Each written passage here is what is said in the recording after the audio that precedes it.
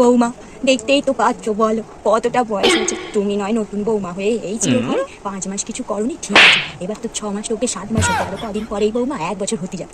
তুমি কি একটু ঘর সংসারের কাজ বাজ করবে না? একটু সময় করে ঘর সংসারের কাজ বাজটা করো গো। মা, আপনি এরম করে বলতে পারছেন বলুন? আমি কখন সময়টা পাই বলুন না?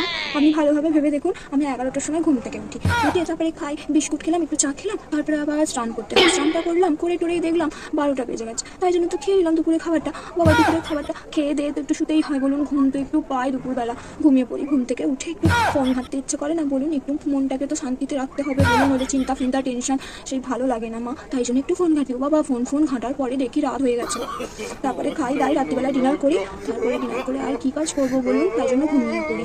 আমি সময় পাই না মা, বিশ্বাস করুন, আপনি ভেবে দেখুন। আহা, আমি পারি না আর পারি না, আমি কেন মরি না।